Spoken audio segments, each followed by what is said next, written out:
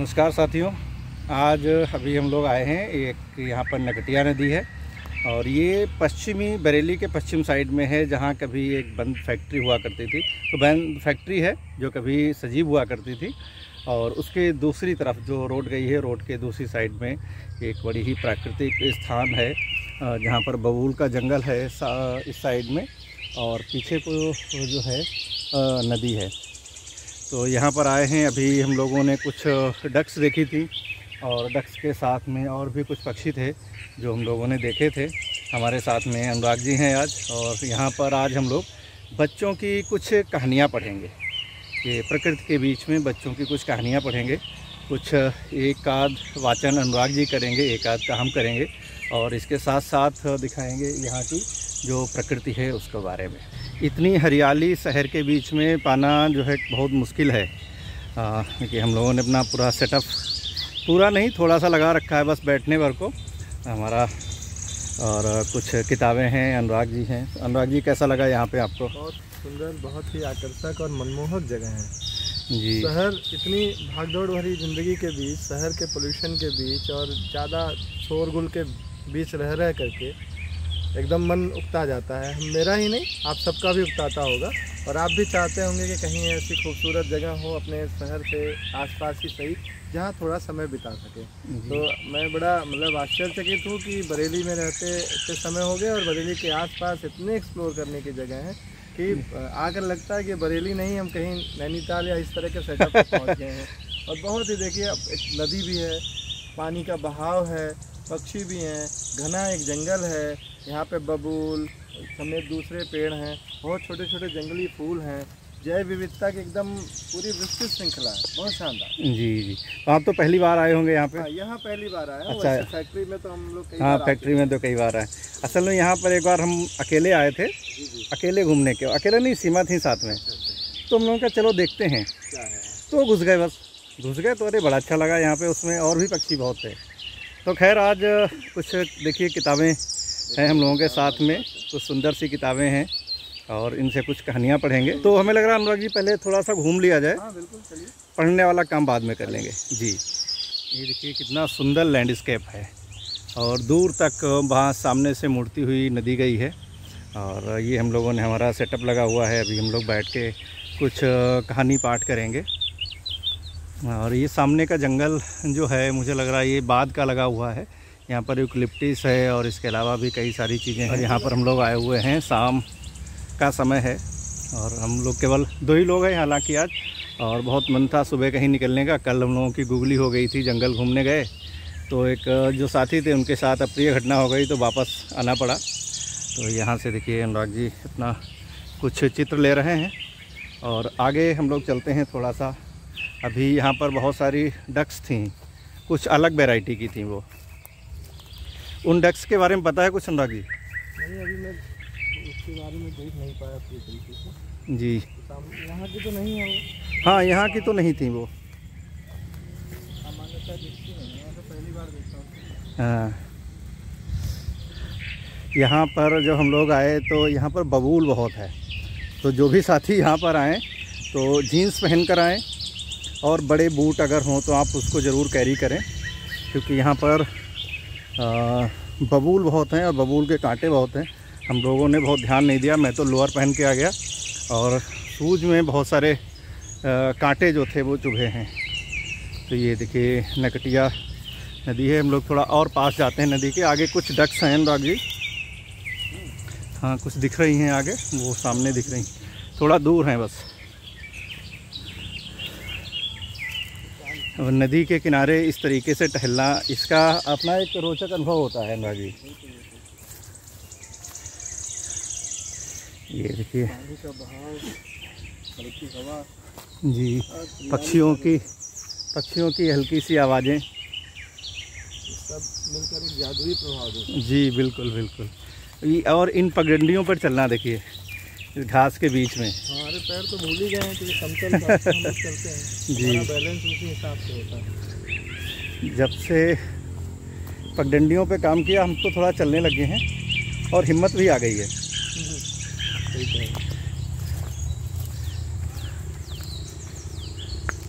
ये आगे देखिए मुर्गाबी भी है।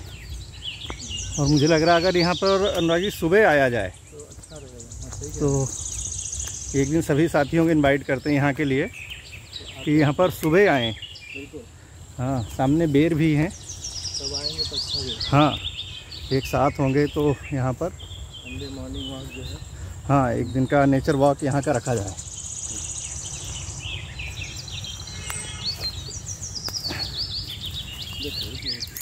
ये देखिए कांटा जो है चुभ गया है, सामने से धूप है और पड़ोस में नदी बह रही है, सामने जंगल है। और यहाँ पर एक और सुंदर घास या कुछ प्लांट्स हैं वो हमें दिखे हैं। देखिए मैं आपको दिखाता हूँ, ये जलकुंभी की एक प्रजाति है और ये मुझे कई सारी जगह पे दिखी है पूरी नदी में। ये देखिए ये कितनी ही सुंदर लग रही है अनुराग जी।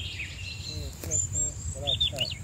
आपको है पहचान इसकी, ये क्या है? नाम तो नहीं पता, लेकिन ये आई बाहर से, विदेशी है अपने। अच्छा, कैसे? मैंने एक बार वीडियो में आपने शेयर भी किया था जी कि जब मैं इसको देखा तो हमें लगा कि ये तो यहाँ की है नहीं, पता किया जाए। तो जनरली इसका नाम मैं मिस कर रहा हूँ। ये बड़ा आश्चर्य होगा आपको कि किसी ने लाके लगाया नहीं है, न खुद से, पता तो होगी नहीं। तो ये जो बाहर से पक्षी आते हैं हमारे देश के बाहर से, जी, विभिन्न इलाकों से, ये दूसरे देश से कोई किसी पक्षी के द्वारा बीट, मतलब वो आके यहाँ जब उसने बीट किया तो उसके बीट से ये सब सर्कुलेट हुआ जी। और ये बहुत तेजी से इसने अपना प्रभाव डाला है। और जो हमारी लोकल जलकुंभी है चौड़े पत्तों वाली, अब वो उसके हाँ वो दिख रहा है पूरा कि जैसे खत्म हो गई है। देखिए नदी के किनारे किनारे दूसरी साइड में भी पूरा किनारे किनारे यही है पूरा, जहाँ भी आप जाएंगे यही मिलेगा। इस समय लोकल वाली नहीं है, यही बस दिख रही है। तो इसने खत्म कर, रिप्लेस कर दिया। जी जी जी जी अब जी। इसके क्या नुकसान है, फायदे हैं, तो विशेषज्ञ हाँ, इस पे विशेषज्ञ हैं, वही जान सकते हैं। जब भी मैं नदी किनारे आता हूँ, यानी ऐसा कहिए कि जब थोड़ा अशांत होता हूँ, कुछ मन नहीं लग रहा, पढ़ने में मन नहीं है, काम करने में मन नहीं है, या कुछ ऐसी चीज़ें हैं जो मानसिक रूप से अशांत करती हैं, तब मैं हमेशा नदी किनारे और नेचर के बीच में आ जाता हूँ। कोई साथी मिले तो बहुत अच्छा है, नहीं तो मैं अक्सर अकेले ही आ जाता हूँ और अपना कहीं भी बैठ जाता हूँ। कुछ कविताएं पढ़ता हूँ, कुछ कहानियाँ पढ़ता हूँ, या कुछ भी चीज़ें करता हूँ। और कुछ नहीं तो खाली नदी के किनारे बैठकर छोटी छोटी जो गिट्टियाँ हैं उनको फेंकता हूँ नदी के पानी में, और उससे जो एक वेव्स उत्पन्न होती हैं उनको देखना मुझे बड़ा अच्छा लगता है कि गिट्टी पड़ने से जो वेव्स उत्पन्न हुई हैं वो मुझे बहुत प्रिय लगती हैं। तो ये हमारा आने का एक कारण है। यहाँ पर सामने दूर अनुराग जी जो हैं उनको कुछ दिखा है और वो उससे फोटोग्राफी कर रहे हैं। और ये नदी सामने की ओर ही प्रवाहित हो रही है और यहाँ से होती हुई सीधे ये सामने देखिए सहतूत का पेड़ है और बहुत सारे सहतूत इसमें लगे हुए हैं। ये बहुत सारे सहतूत जो हैं वो लगे हुए हैं। और इसके आगे भी सामने जैसे बबूल का घना जंगल है, सामने का जो आप व्यू देख रहे हैं नदी में। और जो जलकुंभी जो अभी बताई थी वो जलकुंभी है। और इसके साथ अब हम सब लोग यहाँ पर बैठकर, सब लोग तो नहीं, 2 ही लोग हैं। यहाँ पर एक चीज़ और है, देखिए ये एक विशेष प्रकार का बाँस है। ये कठोर बाँस होता है, ठीक है, लेकिन इसमें कांटे नहीं होते हैं। और ये हमारे इस कन्नौज क्षेत्र कह सकते हैं, हमारा जो पीलीभीत बरेली शाहजहाँपुर का है, वहाँ पर नदियों के किनारे ये पाया जाता है। देखिए कितना खड़ा हुआ है। पीलीभीत में तो बहुत पाया जाता है, शारदा वगैरह के किनारे, इसीलिए पीलीभीत में बांसुरी का उत्पादन बहुत है। इसकी जो गांठें होती हैं वो काफ़ी लंबी होती हैं। ये जैसे जैसे बड़ा होगा इसकी गांठें बहुत लंबी हो जाएंगी और इससे बांसुरी जो है खूब अच्छी सी बनाई जा सकती है। पीलीभीत जो हमारा ज़िला है वो पूरे विश्व में बांसुरी के लिए प्रसिद्ध है। तो वहाँ यही कारण है कि यहाँ पर ये वाली जो बांस है ये पाया जाता है और जिससे ये बांसुरी बनती हैं। तो ये है देखिए। और ये मुझे लैंडस्केप जो सामने है ये बहुत सुंदर लग रहा है, बहुत ही सुंदर लग रहा है। तो अभी हम लोग एक एक कहानी पढ़ेंगे, एक दूसरे को सुनाएंगे और उसके माध्यम से अपने मित्रों के बीच में ले जाएंगे और सारे मित्रों से एक अनुरोध भी करेंगे। हमारे जितने भी व्यूअर्स हैं, जो भी हमारे साथी हैं बरेली के या और भी कहीं के, सबसे एक अनुरोध जो कि मैं कई बार अपने हर नेचर ब्लॉग में करता हूँ, वो ये है कि आपके घर अगर कोई बच्चे हैं, आपकी बहुत व्यस्तताएं हो सकती हैं, नौकरी की व्यवस्थाएं, व्यापार की व्यस्तताएं, अन्य प्रकार की व्यस्तताएं, लेकिन उन बच्चों पर थोड़ा सा ध्यान दीजिए और उनको यांत्रिकता से बचाइए। उसका सबसे अच्छा तरीका यही है कि जब भी आपको समय मिले, संडे को, वीकली या मंथ में एक बार, या जब भी समय मिले, बच्चों के साथ आइए, नदियों के किनारे बैठिए, ठीक है, उसमें गिट्टियाँ फेंकिए, ठीक है, उनकी जल तरंगों को देखिए, नदी के प्रवाह को देखिए, और हो सके तो वहाँ बैठकर कुछ हंसी ठिठोली करिए, गाना गाइए, कविताएं पढ़िए, कहानियाँ पढ़िए, और बहुत सारे ऐसे काम कर सकते हैं जो हमारे बच्चे हमारी प्रकृति के साथ, किताबों के साथ जुड़ते हुए मानवीय प्रकृति उनके अंदर डेवलप हो सकेगी, मजबूत हो सकेगी। तो हमेशा मैं यही कहता हूँ और फिर इस बार यही कह रहा हूँ। तो अभी हम लोग, शाम हो रही है, धीरे धीरे अंधेरा बढ़ने लगा है, रोशनी कम हो रही है, तो हम लोग कुछ 2 कहानियाँ आपके लिए लेकर आए हैं और वो मैं आज आपको सुनाऊंगा नदी के किनारे बैठकर। अनुराग जी देखिए फ़ोटोग्राफी करके यहाँ पर आ चुके हैं। तो अनुराग जी, कुछ मिला अच्छा? हरियाली और व्यू दिखे बस। हाँ, हरियाली और व्यू हैं, तो मुझे लग रहा है यहाँ पर अच्छा लगेगा कविता पाठ करना जी, या कुछ कहानियाँ पढ़ेंगे हम लोग आज। कहानी पढ़ लिया जाए आज। तो कुछ कहेंगे संदेश, उससे पहले हम कहानी पढ़ें बस आपकी ही बात को मैं आगे बढ़ाऊंगा कि हम लोग रोज़ के अपने जीवन में, अपने काम में, अपने दूसरी चीज़ों में एकदम व्यस्त हैं और याद भी नहीं रह जाता। लेकिन कम से कम कृपा कीजिए, एक एहसान कीजिए अपने बच्चों पर। जब भी आपको मौका लगे, जब भी, संडे हो, मंडे हो, जब आपको लगे, तो आप जहाँ भी हैं, जाहिर सी बात है कि शहर में होंगे, बड़े जगह होंगे, उसके आसपास ऐसे इलाके हैं जहाँ पर आप जाएंगे तो आपको तो अच्छा लगेगा ही लगेगा, बच्चे भी प्रकृति से बहुत जुड़ सकेंगे। और यकीन मानिए, अगर बच्चे प्रकृति से जुड़ेंगे तो मानव के रूप में अपने आप को बहुत बेहतर बनाएंगे और उनकी कम्युनिकेशन स्किल बढ़ेगी, उनकी समझ बढ़ेगी, उनकी चीज़ों को महसूस करने की क्षमता जो हमारे साथ धीरे धीरे ख़त्म हो रही है, वो सब रिकॉल हो जाएंगी और वो एक बेहतर इंसान के साथ साथ मजबूत इंसान भी बनेंगे और अपने जीवन में और भी बेहतर करेंगे। आप जो पढ़ा रहे पढ़ाते रहिए, उससे कोई प्रॉब्लम नहीं है, तो कोई समस्या नहीं है उनको, लेकिन प्रकृति से जोड़िए, प्रकृति के संरक्षण के बारे में बताइए और उनके ज्ञान का संवर्धन कीजिए और उनको इसी तरह से आप मजबूत कर सकते हैं। बाकी एकेडमी के स्कूल में जाना आना तो सब तो पार्ट है, आप पैसा खर्च करेंगे, बच्चे बढ़ेंगे, कोई दिक्कत नहीं है, लेकिन इनसे जोड़िए। तो यहाँ नदी किनारे जो है एक कहानी पाठ है और ये सुशील शुक्ल जी की किताब है। इस पर अभी उनको बहुत अच्छा सम्मान मिला था, पुरस्कार मिला था, 1/12। और ये एकतारा प्रकाशन की, एकतारा ट्रस्ट की प्रकाशन छाप है जो जुगनू, उससे प्रकाशित है। और इसमें वर्ष के हर एक महीने, 12 महीनों पर कुछ स्मृतियां हैं। तो अनुराग जी हमारे साथ हैं जो मार्च महीने की है, ये मार्च का महीना है, होली का वातावरण है, फाग है, बसंत है, तो उससे संबंधित एक छोटी सी स्मृति है, एक बिंब है, उसका हम वाचन करेंगे।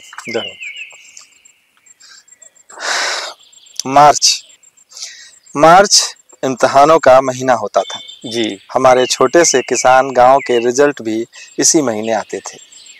खेतों से कटकर फसल खलिहानों में चली आती थी। खेत उदास उदास लगता था। वह डंठलों में अपनी मिट्टी छुपाए पड़ा रहता था। उसे लगता रहता कि किसान को उसकी मेहनत के हिसाब से वह कम अनाज दे पाया है। खलिहान में अनाज तैयार होने चला जाता था। खरीदार अपने अपने ट्रैक्टर लेकर गांव पहुंच जाते थे, बहुत साफ कुर्ते पहने। एक दुबला पतला आदमी बांस की पसलियों से बना बीजना उसे झालता रहता था। एक आदमी नींबू लेने दौड़ जाता था। एक आदमी नल पर ताजा पानी लेने दौड़ जाता था। वह इस तरह व्यापारी को दिखा दिखा कर पानी भरता कि वह कितना साफ पानी भर रहा है। एक पहले से साफ पतली दोबारा आंगन में साफ की जाती थी, उसे दिखाते हुए जैसे न्याय के बारे में लोग कहते हैं कि वह चुपचाप न हो, उसे होते हुए दिखना भी चाहिए। नींबू को खूब रगड़ कर धुला जाता था। हंसिए को धुला जाता था। कोई उसे अपने तौलिए से पोंछ देता था और व्यापारी के चेहरे पर कपड़े के प्रति अविश्वास का भाव देखता तो हंसिए को फिर धुला जाता था। नींबू को आहिस्ता काटा जाता था। बहुत करीने से काट रहे हैं, यह दिखाने के लिए नींबू की एक एक कोशिका को काटते। नींबू को यूं काटते तो व्यापारी को एक मीठा सा गुस्सा आ जाता था। तुम्हारे हंसिये से तो नकटे की नाक न कटे, कहकर वह हंस देता था। सकुचाया आदमी फिर एक झटके से नींबू काट देता था, जैसे कि नींबू हंसिये से नहीं, व्यापारी के कह देने से ही कट गया है। नींबू निचोड़ते हुए पतीले में नींबू के बीज न गिरे, यह सोचते हुए एक आदमी जैसे खुद नींबू से मिन्नतें करते हुए नींबू निचोड़ने की कोशिश करता था। लाइए मैं ही निचोड़ देता हूँ, कहकर व्यापारी नींबू को अपनी मजबूत उंगलियों में कसकर झट से निचोड़ देता था। नींबू से रस की बूंदें आंसुओं की तरह झर जाती। एक छन्नी को धुला जाता था। छानकर शरबत एक पीतल के बड़े गिलास में उड़ेल दिया जाता था। भरे गिलास को व्यापारी का मजबूत हाथ थाम लेता था। कभी थोड़ा शरबत बच जाता। अब 12-15 किसानों में से कौन इस शरबत को पिए? तो रामचरण अभी अभी चाय पी के आए हैं, इसलिए वे नहीं पी सकते। और शंकर को गर्मी में ठंडाई औंगन करती है। इससे पहले कि कोई लखन से पूछे, वे कहते, भगत जी को दे दो, उन्होंने तो अभी खाना भी नहीं खाया है। भगत जी पेट पकड़ के बोलते, खाली पेट नींबू के रस से मेरा पेट पिराने लगता है। व्यापारी का गिलास तब तक खाली हो चुका था। चलो इसी में डाल दो, हम ही पी लेते हैं, कहकर व्यापारी अपना गिलास आगे कर देता और इस तरह खरीदारी का पहला अध्याय पूरा हो जाता था। आगे यह सब होता कि ठीक नपैया कौन है, गेहूं कौन नापेगा, किसकी सेई, 9-10 किलो की माप वाला पीतल या लोहे का एक बर्तन, जिसे सेई कहते हैं, से नपाई होगी और फिर गांव की सबसे बड़ी सेई यानी पटेल की सेई से नपाई की बात तय हो जाती थी। इस सेई से नपाई की वजह से दाम 2 रुपए क्विंटल बढ़ा दिया जाता था। किसानों के मन में व्यापारी के न्यायप्रिय होने की बात बैठ जाती थी। नापने के लिए हल्के वीर आते थे। उनके नापने में गेहूं भरते भरते वे सेई को कब हिला देते किसी को पता ही नहीं चलता था। इस तरह एक एक खलियान का अनाज इस सेई से तुलता रहता। सब जानते बूझते भी किसान एक दूसरे को तसल्ली देते, खूब निकला, ढेर देख के तो पता नहीं चलता था। बोरों में अनाज भर जाता तो उनको सिलने का काम शुरू होता था। शाम हो जाती थी, लालटेनें जला दी जाती थी। 10-10 लोगों के हाथ में थमे सूजे बोरों को छलनी करने में लगे रहते थे। फिर इन्हीं में से कुछ इन बोरों को ट्रॉली में लाद देते थे। हिसाब की पर्चियां मिल जाती थी। पर्चियां लेकर किसान अपने अपने घर निकल जाते थे। कई बार तो ब्याज पर पैसा देने वाले साहूकार सीधे व्यापारी से बात कर लेते थे और व्यापारी अनाज की पर्ची किसान के बजाय साहूकार को थमा जाता था। किसान खड़ा खड़ा देखता रहता था। लोग पहाड़ों में घूमने जाते हैं और वहाँ बड़ी बड़ी खाइयाँ देखते हैं। मैंने साहूकार तथा पर्ची गंवाने वाले किसान के बीच की खाई से गहरी खाई नहीं देखी, जिसमें उस समय किसान का चेहरा उतरा दिखाई देता था। ज्यादातर लोग इस क्षण को समझते थे और चुप रहते थे, जैसे इस क्षण को अदेर निकल जाने देते थे। पर कोई इसी क्षण को रोक लेता था जिसकी पर्ची कर्जदार के पास चली जाती। उसे आकर नफरत चुभा देता था। पर्ची भुनाने आओ तो हमें भी बुला लेना। किसान इस गाली पर थोड़ा मुस्कुरा देता था। कभी कभी मैं देखता कि वह उकड़ू बैठे 2 बीड़ी सुलगा लेता, एक गाली देने वाले को दे देता। दोनों कुछ देर चुपचाप बैठे रहते, बीड़ी पीते, देखते रहते कि कैसे एक सी आग दोनों के पास चली आ रही है। मेरा काफी समय खेत में गुजरता था। जब फसल कट जाती तब भी मैं कटे खेत को देखने चला जाता था। कटे खेतों में यहाँ वहाँ चने की डगाल या गेहूं की इक्की दुक्की बालें पड़ी रह जाती थीं। गांव में कुछ लोग होते जो इन कटे खेतों में बालें बीनने बटोरने आते थे। यही मार्च के दिन थे। एक बार मैं यूं ही तीतर देखने एक ताजा कटे खेत की मेड़ पर बैठा था। झाड़ियों में तीतर है यह मुझे पता था। मैं सांस रोके ठीक झाड़ी के पास दुबका बैठा रहा। यह खेत पहले राम रतन का था। उनके पास यही 1 एकड़ जमीन थी। कुछ एक साल तंगहाली भुगती थी। पहले साल एक गाय बिकी, फिर इकलौता बैल बिक गया। बैल उधार लेके तीसरे साल खेती की थी, पर खेती बिगड़ती बात की तरह बिगड़ती चली गई और खेत का वह छोटा सा टुकड़ा भी चला गया। उस दिन वही राम रतन एक कपड़ा बिछाए अपने बिक चुके खेत में बालें बीन रहे थे। बालें बटोरते लोगों को कभी किसान बनते मैंने नहीं देखा था। मुझे उन दिनों उस बिक चुकी जमीन पर गुस्सा आता था बैल बिक जाते थे और बिक कर दूर चले जाते थे। गाय बिक जाती थी तो बिक कर दूर चली जाती थी। जमीन बिक जाती पर बिक कर दूर न जाती थी, वह वहीं उसी जगह बनी रहती थी। बार बार दिखती, बार बार सालती। पूरे साल के जाने कितने रुके कामों की उम्मीद लिए मार्च आता, पर किसान के हाथ वही खेत की मिट्टी छोड़कर चला जाता था। फसल पे यह हमारे गांव के गीत का स्थायी था। कपड़े कब लोगे? फसल पे, उधारी फसल पे, पन्नी फसल पे। रस्सी टूट जाती तो बाल्टी कुएं में पड़ी रहती थी, उसे फंसाने पिंजरे चलाए जाते थे। जब न निकल पाती तो घाट पे दूसरे का पानी भर जाने का इंतजार करना होता था। और रोज ही यह भी कह दिया जाता था कि फसल पे लोहे की 2 बड़ी बाल्टियां लेंगे और लेज रस्सी तो इस बार नायलॉन की ही लेंगे। इसके बाद कितने मार्च निकल गए, कितनी बातें हुई। मार्च होली का महीना भी है, कितने रंग चढ़े और उतरे हैं। पर मेरे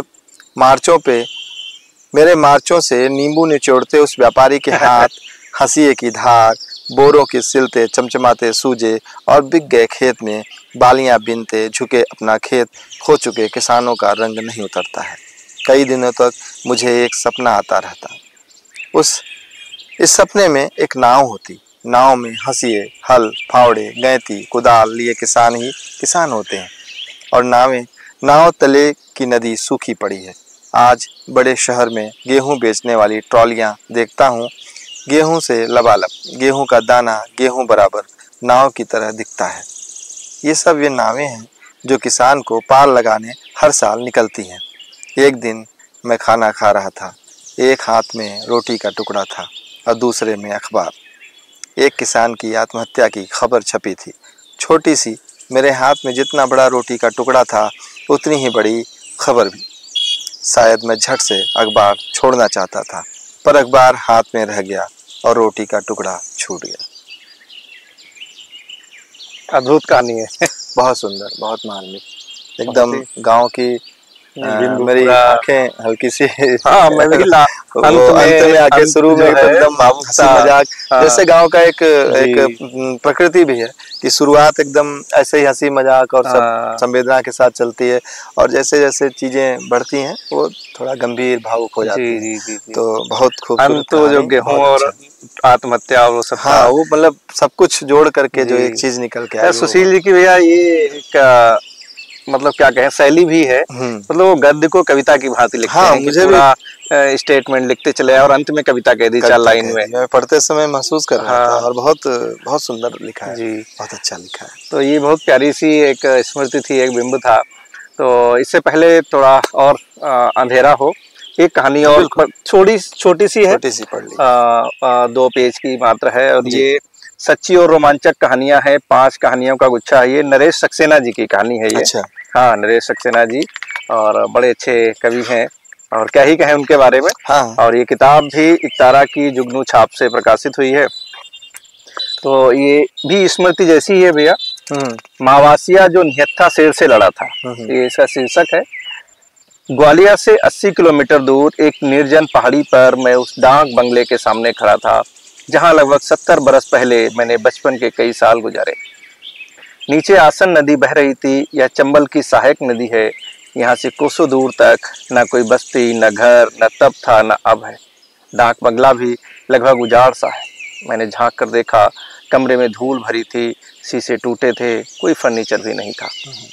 यह वह ऐतिहासिक जगह है जहां 1980 के आसपास जयप्रकाश नारायण के सामने लगभग 500 खूंखार डाकुओं ने आत्मसमर्पण किया था, जिसमें मान सिंह डाकू के भाई, बेटे और गिरोह के सारे सदस्य शामिल थे। तहसीलदार सिंह, माधो सिंह आदि डकैत इन्हीं में थे। लेकिन मैं इस जगह को डाकुओं के लिए नहीं बल्कि मावासिया के लिए याद करता हूँ, जो निहत्था शेर से लड़ा था। यह सन 1943 से 45 की बात है।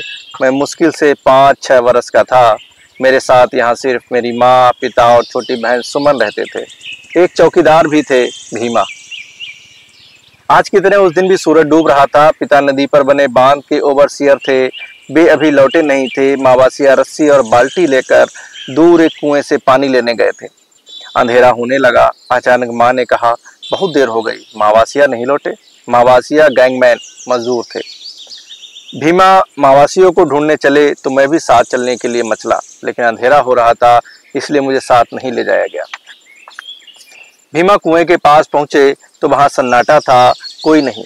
एक बाल्टी थी, दूसरी बाल्टी गायब थी, रस्सी कुएं में लटक रही थी। भीमा को खटका हुआ, जोर से आवाज लगाई, मावासिया। तो कुएं में से आवाज आई, हाँ मैं कुएं में हूँ। मैं रस्सी पकड़ लेता हूँ, तुम उसके सहारे ऊपर आ जाओ, भीमा ने कहा। मेरे साथ शेर भी है। अरे मावासिया ने कहा।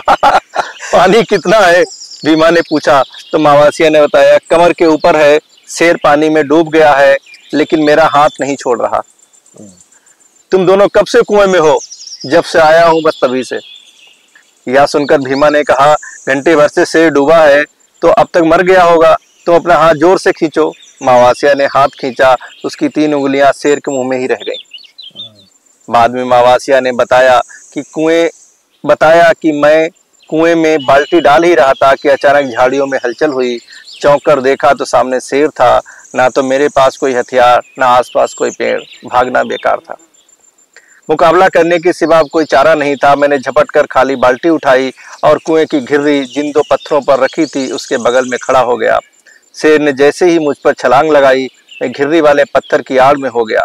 शेर का सिर पत्थरों से टकराया तो वह कुछ पल के लिए निष्क्रिय हो गया। तब तक मैं भागकर कुएं की परिध के दूसरी तरफ पहुंच गया था।